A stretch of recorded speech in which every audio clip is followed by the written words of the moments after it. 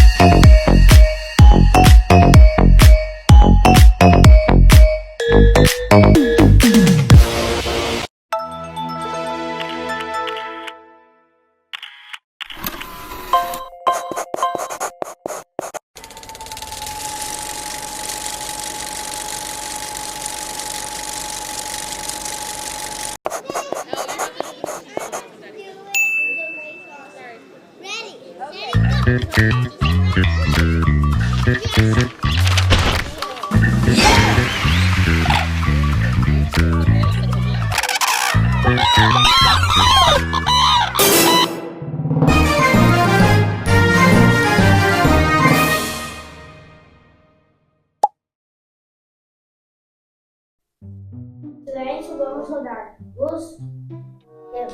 Maquete, temos. Som, temos. Câmera, temos. Direção, temos. Cenário, temos. Alguém pode sentar ali, Temos. que aí eu fico falando para essa pessoa, vai me ajudar. Oi pessoal, eu sou o Tony, prazer estar com vocês. É um prazer estar aqui com um grupo de cinema da Escola Carlão. Tony, você pode nos contar um pouco sobre suas primeiras lembranças relacionadas à arte na infância? As primeiras lembranças que eu tenho sempre foi com desenho, assim, de desenhar desde a garatuja, assim, mas de uma forma muito forte. Foi quando eu iniciei na quinta série com uma professora que foi bem especial na minha vida, a Rosaura, e ela me ensinou a fazer mandalas, e as mandalas apareceram assim de uma forma muito intensa, assim, eu entendi ali como eu sou um desenhista, né? Capacidade de fazer grafismos, capacidade de conseguir fazer coisas. Até então era mais do universo da brincadeira com desenho, né? Mas ali foi importante, ali foi um momento bem marcante assim na minha trajetória, né? Quais foram as pessoas ou experiências que mais influenciaram seu interesse pela arte quando você era criança? Então, tem uma lembrança, era na sala da minha casa tinha um desenho em perspectiva, foi feito pelo meu tio, e era a única coisa assim, que tinha de arte na casa. Assim, acho que a casa é um espaço muito especial, né, para quem está iniciando a carreira com arte, né, seja lá na música, na dança, e quando tu olha assim, para aquela única imagem que tinha lá, um desenho em perspectiva, para mim aquilo era fascinante, assim, era um desenho de um prédio histórico da cidade. E o meu desafio, assim, quanto desenhista, quando eu comecei a me perceber como desenhista, assim, era alcançar aquele desenho, né, muito próximo ali. E pela memória afetiva também, pelo meu tio, algo nesse sentido. Então ali foi o disparador, né? Você lembra de algum momento especial que percebeu que queria seguir na carreira de arte? Sim, eu tenho um irmão gêmeo. E esse irmão, a gente sempre foi muito próximo, assim, tudo que a gente fazia era igual, assim, mesma capacidade motora, mesma capacidade intelectual, né? A gente se percebia assim muito parecidos, né? Fisicamente eles somos parecidos e mentalmente assim também. Mas existia algo que todo mundo chamava atenção. Opa, o Tony tem algo muito particular na construção de desenhos, de formas e na modelagem, habilidades motoras, né? E eu acho que esse foi um dos momentos assim que ali eu percebi também, opa, tem algo aqui que me chama para as artes, né? E a minha mãe percebeu isso claramente também, ao ponto de me colocar numa escola de artes, assim como vocês estão aqui, né? Numa escola de arte, e ali o universo assim apareceu para mim, né? Nesse campo riquíssimo que é da cultura, né? Foi muito bom, mas quais materiais ou técnicas você começou a explorar na sua primeira jornada artística? Sempre o desenho. Acho que o desenho é o fio condutor da minha arte, assim, ele acho que a gente, quando criança, a gente aprende a lidar com a linha, com o ponto, com a curva, com os materiais expressivos, o lápis, né, o lápis de cor, e o desenho sempre muito forte, né? E eu acho que tudo que eu penso em relação à arte tem uma ligação muito forte com pensar a linha, pensar a forma, pensar essas questões estéticas, né, ligadas ao campo do desenho, né? E enxergo o desenho em tudo.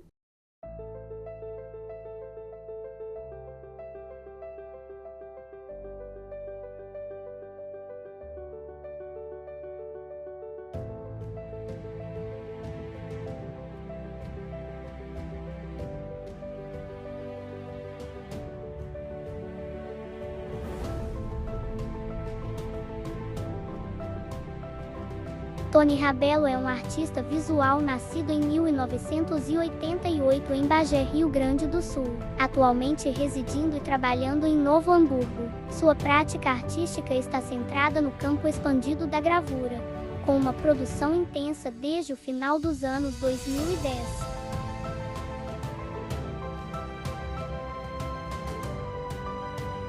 Rabelo dedica-se a explorar a arte como um processo intrinsecamente conectado à vida, utilizando em seu discurso poético conceitos fundamentais da gravura, como o múltiplo, o índice e a corrosão, para abordar questões relacionadas ao cuidado, à preservação e à manutenção de uma ecologia sustentável.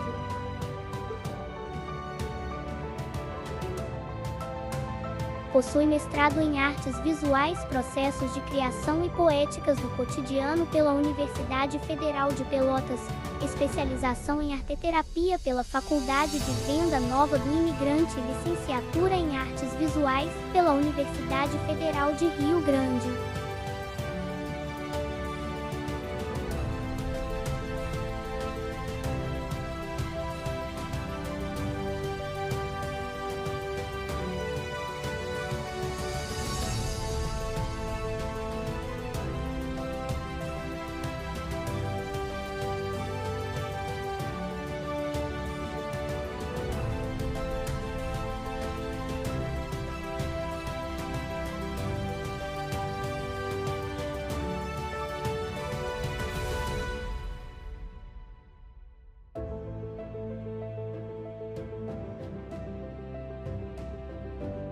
Participou de grupos de pesquisa em gravura, incluindo os Pins da Gravura NAI e o grupo Percursos Poéticos, Procedimentos e Grafias na Contemporaneidade na Universidade Federal de Pelotas. Atualmente, atua como professor na Escola de Arte Carlos Alberto de Oliveira Carlão, em Novo Hamburgo, Rio Grande do Sul.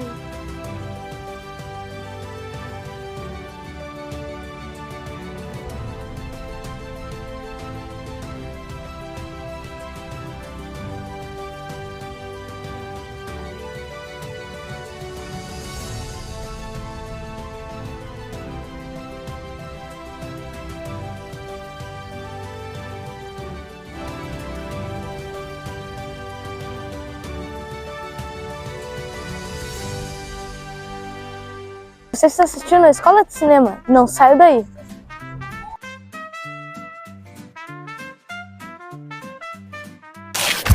Legal. Você teve algum professor ou mentor que marcou sua trajetória na arte? Sim, muitos. Eu, como professor e artista, eu tento fazer esse exercício assim, de valorizar todos os meus professores, todos aqueles que passaram na minha trajetória enfim, artística, né? E me ajudaram a me compor, né? Eu lembro bastante. Eu lembro primeiro então a Rosaura, foi uma pessoa bem especial, a Magali, lembro da Janice, lembro do Marcos Coutinho, lembro do Geraldo, lembro bastante da Ivana, lembro bastante do Michael Chaplin, lembro bastante de tantos outros artistas, como Marcelo Calheiros, um repertório assim bem grande, José Flores. Eu ficaria fazendo uma lista gigante aqui para vocês, né? Acho que os professores que, desde a infância, ensino fundamental, né, até os professores que nos fizeram em áreas muito específicas, né? Lembro muito do Damé na cerâmica, pessoas que passaram na minha trajetória, sabe? Às vezes não como professor efetivo ali na disciplina da sala de aula, mas que de alguma forma me ensinaram, né? Então acho que eu até penso e chama a atenção assim que o artista aprende historicamente, né?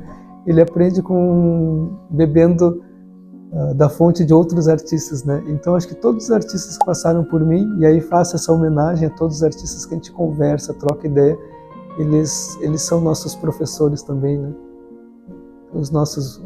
Aquela ideia do mestre que ensina outro mestre, né? Acho que é um pouco por aí. Eu esqueci. Esse programa tem o apoio da Escola de Arte Carlão. Esse programa tem apoio da Escola Carlão. Escola de Arte Carlão. A Escola de Arte de Carlão. Tá, 3, 2, vai! Esqueci. Esse programa tem... Esse programa tem.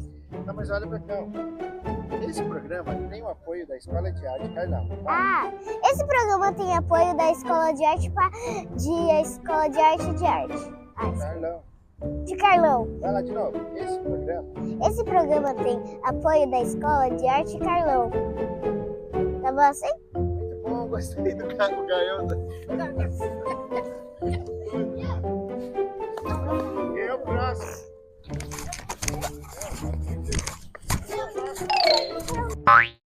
Quais desafios você enfrentou ao começar a se dedicar à arte e como você superou? Ok.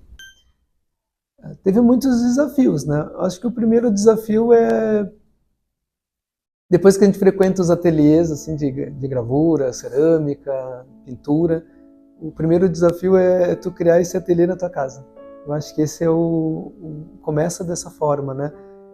Começou com a pintura. O desafio era ter ferramentas, pincéis, e a gente vai depois solicitando para a mãe, para o pai, para os parentes também. Na época, né, como criança, não tinha capacidade de ter renda para comprar o meu próprio material. E aí eu pedia, né? E para mim era tudo, achava que era fácil, né?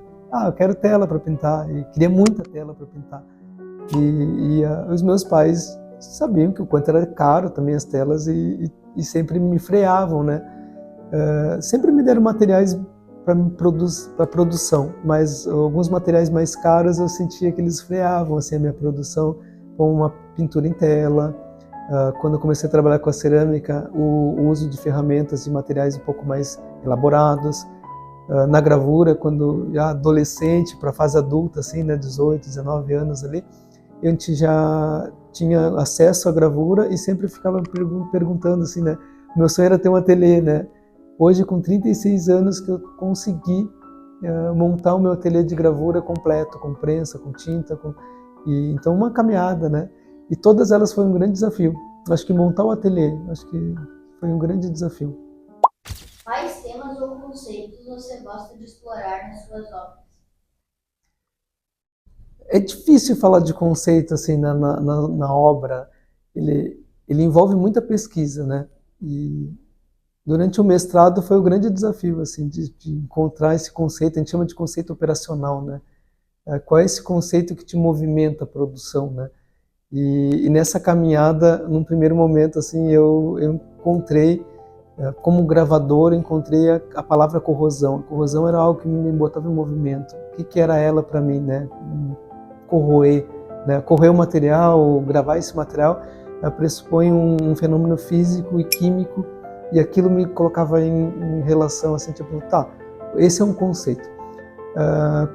E aí pós-mestrado, e isso já após uma grande pesquisa sobre essa palavra corrosão, eu comecei a perceber que existia uma outra coisa assim, que talvez me interessasse ainda mais, e estava ali dentro, que era manutenção. A palavra manutenção tinha essa relação, né, de a gente está todo o tempo extraindo, né, porque a corrosão tinha isso, né, do corrodere, né, extrair, deslocar e fixar em algum lugar. Mas para mim extrair, deslocar e fixar em algum lugar, há uma palavra muito forte que brota aí, né, que é a manutenção. Vamos pensar na questão ambiental, né, quando tu extrai uma árvore, né, desloca essa madeira e coloca em outro lugar, tu vai fixar, vai fazer um móvel, né, algo nesse sentido. Então, tu fez uma mudança, tu fez um ato também de corrosão, essa corrosão no planeta, né, e estou indo por essa palavra conceitual, né, estou indo por uma questão de operante, né, o artista operando e como ele pensa.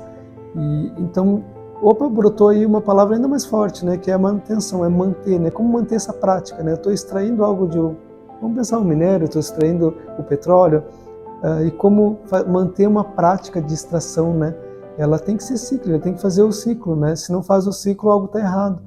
Então eu tento no meu trabalho abordar esse conceito, de que forma, às vezes é delicado, às vezes a gente acaba caindo numa situação onde não consegue muito resolver, né? Eu gostaria que esse conceito estivesse operando, mas ele às vezes te coloca assim nos desafios, né?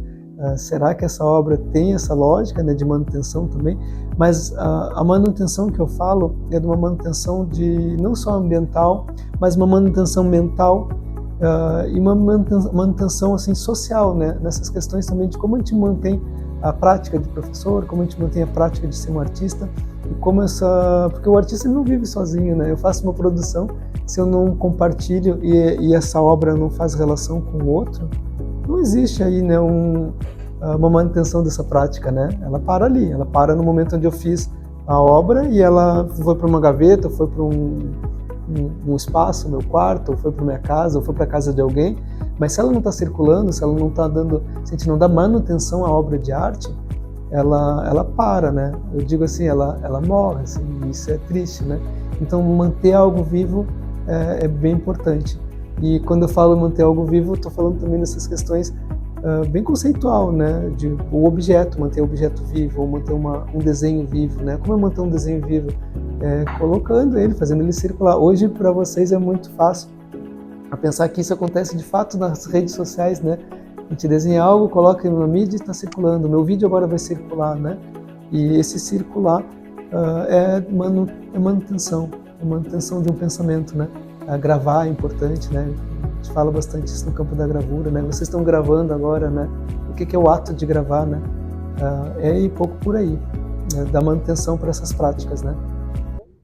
Gente, você está assistindo a Escola de Cinema, não sai daí! Você tem alguma obra ou projeto que seja exclusivamente significativo para você? Por quê? Sim. Eu tenho esse objeto ou essa imagem, ela acabou aparecendo nesse campo de pesquisa mesmo, né? De procurando. Eu lembro bastante do Cava aqui quando ele fala sobre biscateiro de estética, né? Ele traz isso, eu acho que um pouco absorvi um pouco isso também do Wilson Cavalcante, né? De pensar na minha prática, nas minhas vivências, onde estava a estética, né? E que objeto ia surgindo no meio da produção, né? E um dos objetos que apareceu na minha produção em 2013, a gente chama de ação isso, para a gente entender como performance também, né?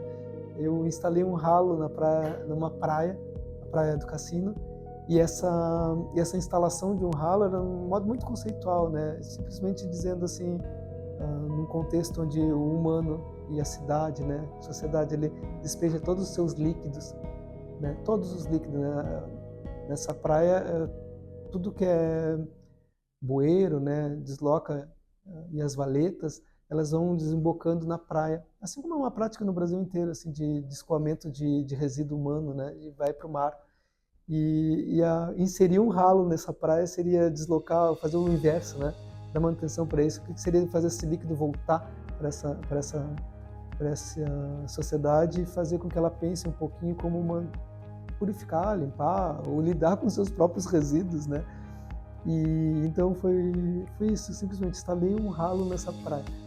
E anos depois de 10 anos, eu comecei a pensar de uma forma bem como o Wilson Cavalcante coloca, assim, biscateiro de estética, assim, como seria estabelecer outras formas de ralo, além daquelas que já existem no mercado, né? E como pensar elas de forma gráfica, né? No campo da gravura, imagem, né? E aí ela começou a aparecer de um outro modo, né? Não só como uma forma bonita, estética, que me faz pensar e que faz eu discutir essas questões ambientais, mas como me coloca também numa situação de pensar essa forma ralo, né? Como um objeto de disparador, né? A gente chama de dispositivo artístico, né? Que vai colocar o artista em movimento também, né? Na sua prática, né? Então o objeto ralo me gerou isso, tá? Me gerou esse momento de estalo, né? Opa, é algo potente, né? E enxergar potência nesses objetos ordinários do cotidiano, né? É algo bem poderoso para o artista, né? Como ver algo potente em algo que parece ser banal, né? É por aí. Como você acha que a arte pode transformar a vida das pessoas na nossa cidade? Então, a arte tem esse poder de ressignificar, né? Ressignificar coisas que tanto o artista está fazendo, ou está praticando, está observando, como práticas que são práticas sociais, né? A gente pode pensar assim que o artista é uma antena, né? Sensível, capaz de captar nuances no cotidiano e colocar isso, se expressar, ou botar o seu ponto de vista, ou simplesmente a gente pode pensar aqui na representação, mas mais do que representação, uma apresentação do que aquilo que ele está acessando, né?